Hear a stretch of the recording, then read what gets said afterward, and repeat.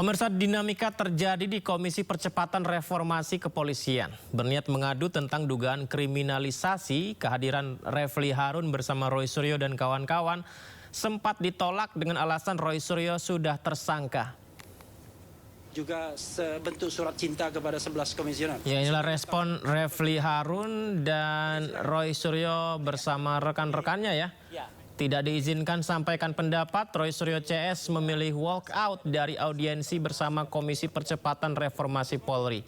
Bertempat di PTIK Jakarta, Refli Harun menjelaskan maksud kedatangannya adalah mengadukan ke Komisi Percepatan Reformasi Kepolisian tentang dugaan kriminalisasi yang dialami Roy Suryo dan kawan-kawan. Sehingga Refli hadir bersama Roy Suryo, Tifauziah Tiasuma, dan Rismon Sianipar. Namun kehadiran Roy Suryo dan kawan-kawan sempat ditolak karena mereka statusnya sudah tersangka. Karena sudah hadir, Roy Suryo dan kawan-kawan diperbolehkan masuk dengan syarat tak boleh ikut bicara. Menanggapi hal itu, Roy Suryo CS pun memilih walk out dari audiensi ini. Alhamdulillah, sesuai dengan tadi yang disampaikan oleh Mas Refli Harun ya. Jadi Mas Refli Harun menyatakan sendiri bahwa beliau bukan juru bicara ya hari ini. Bukan juga sebagai tim lawyer, tapi adalah sahabat. Sahabat selaku civil society yang berniat membantu kami. Siapapun yang berniat membantu kami, itu adalah kami terima dengan baik ya, dan kami husnuzon saja. Kami berpraduga baik. Jadi ketika ada undangan dari Mas Refli kepada kami tim RRT yang nanti akan sambung oleh yang lain, kami senang ya, dan kami mengapresiasi itu. Jadi kehadiran kami itu tanpa kemudian mengecilkan semua tim yang ada, ya, tanpa kemudian menafikan segala yang ada. Makanya kami datang atas nama pribadi-pribadi RRT dan atas nama Bang RH dan kemudian teman-teman lain secara pribadi dan secara pertemanan. Yang kedua yang penting adalah, betul kata Bang RH, tadi kami diberikan pilihan oleh Prof. Jimli untuk tetap duduk di dalam, ya, tapi kemudian tidak boleh bicara atau keluar. Ya, nah karena pilihan itu maka kami sepakat. Tadinya saya juga bilang mau di dalam aja gimana, tapi karena teman-teman bilang keluar aja, oke, maka kami sepakat untuk walk out. Ya, jadi kami sekarang serahkan kepada masyarakat apa penilaian masyarakat pada tim yang harusnya menerima kami selaku semua yang ada. Dan kami sebenarnya juga tidak nyaman kalau kemudian kami keluar, karena apa? Di dalam juga ada yang ada hubungan langsung dengan pelapor gitu loh. Jadi saudara lawyer yang namanya Otto Hasibuan itu ada di dalam. Meskipun Otto Hasibuan itu adalah anggota tim dari informasi, tapi kan harusnya juga tahu diri bahwa dia sebenarnya adalah bagian dari tim itu. Jadi saya kira itu aja. Jadi kami keluar itu karena WO ya, kami walk out, kami memutuskan bahwa kami keluar. Kami diberi kesempatan untuk duduk di dalam. Jadi pertandingan belum dimulai. Tapi ya, kami menyatakan, kami bersikap, kami keluar. Sekian, terima kasih. Wassalamualaikum warahmatullahi wabarakatuh. Ketika kemudian undangan itu sudah dipastikan harinya hari Rabu, hari ini, maka saya bilang sama Pak Jimli, bisa nggak RRT ikut? Karena asbabun nuzulnya kan soal kasus mereka sesungguhnya. Silakan, kan kamu yang nentukan. Ya ajak aja, yang lainnya terserah. Ya sudah, akhirnya maka RRT plus yang ada di kemarin tempat itu ya. Nah, maka kita datang ke sini. Rupanya last minute, sebenarnya malam, Pak Jimli WA saya mengatakan bahwa RRT tidak boleh masuk karena dalam status tersangka. Saya sengaja tidak kasih tahu mereka karena saya menganggap ini apa-apaan. Ini kan lembaga aspiratif, lembaga aspirasi. Masa belum apa-apa sudah menghukum orang? Status tersangka itu kan belum bersalah. Apalagi kita melihat nuansanya nuansa kriminalisasi. Justru kita ingin mengadukan kasus ini kepada Komisi Reformasi ini agar mereka paham. Masa yang begini ini 12 tahun ancamannya kan sampai. Ya, sementara itu apa yang disampaikan Roy Suryo dan Refli Harun tadi juga ditanggapi oleh Ketua Komisi Percepatan Reformasi Polri Jimli Asidiki yang menjelaskan dan apa yang sebenarnya terjadi dalam audiensi. Jadi kedatangan Refli Harun ini menurut Jimli Asidiki ya, kedatangan Refli Harun bersama rekan-rekannya tidak sama dengan daftar nama yang akan hadir dalam audiensi aduan bersama Komisi Percepatan Reformasi Polri. Apalagi status Roy Suryo dan kawan-kawan sudah tersangka. Meskipun belum terbukti bersalah, namun Komisi Percepatan memilih untuk menghormati proses hukum dan keberatan apabila Roy Suryo CS datang.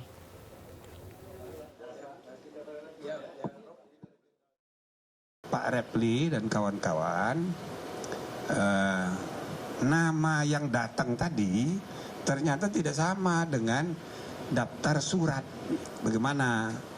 Maka kesimpulannya sebaiknya kita tidak menerima yang statusnya tersangka. Begitu. Supaya apa? Supaya kita fair. Ini adalah lembaga resmi bertemu di PTIK. Bagaimana? Maka kesimpulannya sebaiknya kita tidak menerima yang statusnya tersangka. Begitu. Supaya apa? Supaya kita fair. Ini adalah lembaga resmi bertemu di PTIK. Di belakang juga ada reskrim, duduk tadi ikut menjadi peserta. Lalu kemudian kita harus menghargai, menghormati proses hukum yang sudah jalan. Belum terbukti dia salah. Kita ke informasi berikutnya. Pemirsa, Badan Eksekutif Mahasiswa Universitas Indonesia menggelar aksi demonstrasi menolak pengesahan revisi Undang-Undang Nomor 8 Tahun 81 tentang KUHP, Kitab Undang-Undang Hukum Acara Pidana. Ya, di bawah guyuran hujan deras, massa aksi tetap bertahan menyuarakan penolakan rancangan Undang-Undang KUHP jadi undang-undang di depan gerbang Pancasila DPR, Jalan Gelora, Jakarta Pusat. Ini berlangsung kemarin, pemirsa. Di sisi lain, beberapa massa juga informasi yang kami dapatkan tiba-tiba memblokade Jalan Gelora dan menghentikan laju mobil yang melintas serta menyuarakan setiap tuntutannya di hadapan para pengendara mobil ini. Massa aksi juga membawa poster tentang penolakan RUU KUHP. Mereka menilai revisi KUHP yang disahkan tidak mementingkan partisipasi publik.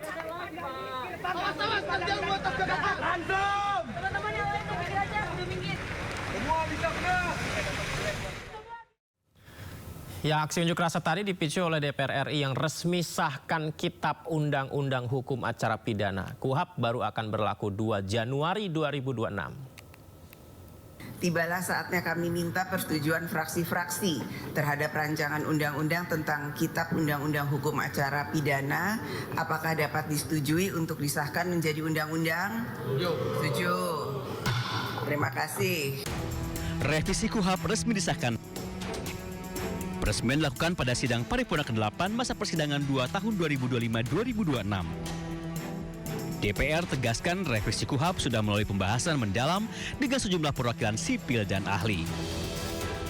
Menteri Hukum Supratman Andi Aktas memastikan KUHP yang baru saja disahkan akan berlaku pada 2 Januari 2006 mendatang.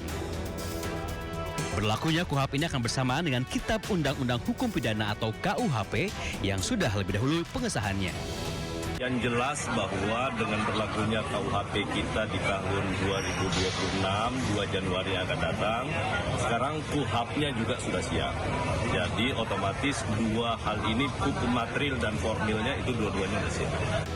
Sementara itu Komisi 3 DPR RI klarifikasi atas informasi yang beredar terkait KUHP yang baru. Semua fraksi menyadari bahwa penyadapan itu harus diatur secara hati-hati dan harus dilakukan dengan izin pengadilan. Pertama, penangkapan itu harus dilakukan setelah adanya penetapan tersangka. Penetapan tersangka itu tentu mensyaratkan dua alat bukti, ya. Lalu penahanan itu ya syaratnya ini jauh lebih berat, ya. Jauh lebih objektif dibandingkan dengan apa yang diatur di KUHP Orde Baru. Sekarang ini banyak sekali orang menjadi korban KUHP Orde Baru. Lihat misalnya rombongannya kelompoknya Roy Suryo dan segala macam. Itu kan korban KUHP Orde Baru. Kenapa? Ya. Kalau menurut standar KUHP baru, Roy Suryo CS ini penanganan kasusnya bisa dengan restoratif justice. DPR menyebut Kitab Undang-Undang Hukum Acara Pidana yang baru ini lebih berpihak kepada rakyat dan menghadirkan keadilan yang lebih manusiawi.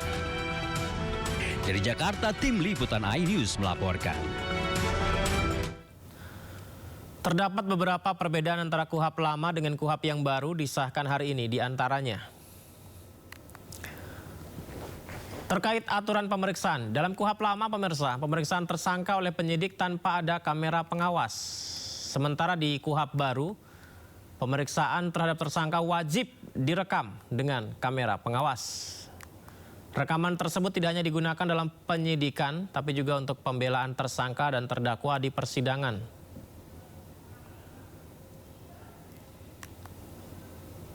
Jadi saat pemeriksaan harus ada kamera pengawas. Sementara untuk penahanan, dalam KUHP lama penyidik bisa melakukan penahanan hanya dengan 3 syarat, yakni apabila tersangka dikhawatirkan melarikan diri, menghilangkan barang bukti, serta mengulangi tindak pidana. 3 hal itu jadi alasan penahanan. Sementara di KUHP baru, penyidik bisa melakukan penahanan jika memenuhi 8 syarat atau lebih sulit, yakni selain 3 syarat di KUHP lama, ditambah 5 syarat lain, yakni apabila tersangka mengabaikan panggilan 2 kali berturut-turut. Tersangka memberikan informasi tidak sesuai fakta. Tersangka menghambat pemeriksaan. Tersangka terancam keselamatannya. Serta mempengaruhi saksi untuk berbohong.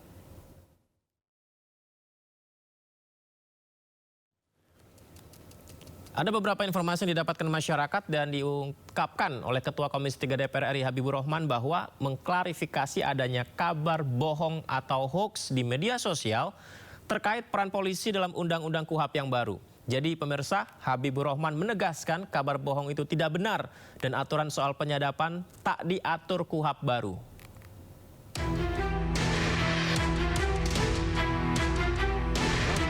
Ketua Komisi 3 DPR RI Habibur Rahman meluruskan isu penyadapan hingga penyitaan dalam RUU KUHP.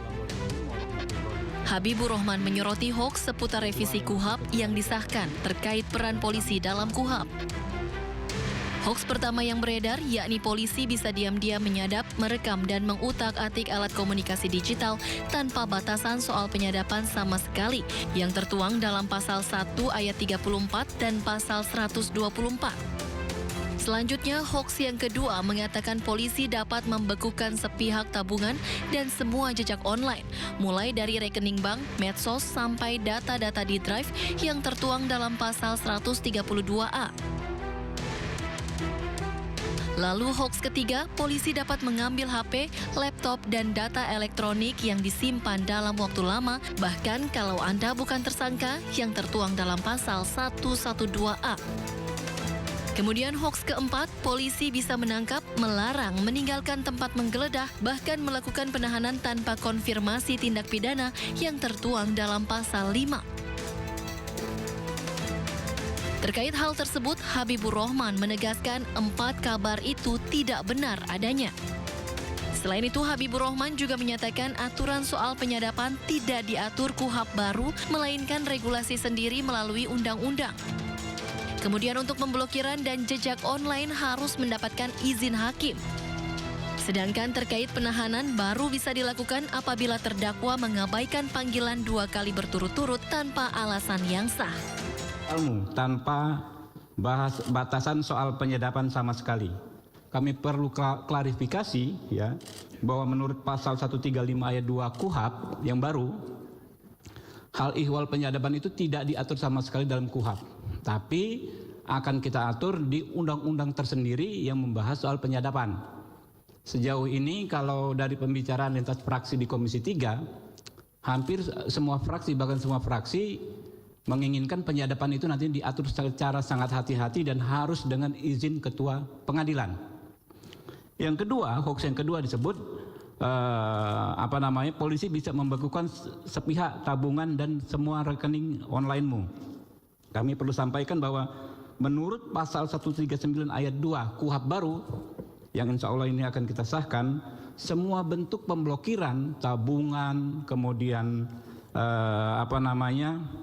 data di drive dan lain sebagainya harus dilakukan dengan izin hakim, ketua pengadilan.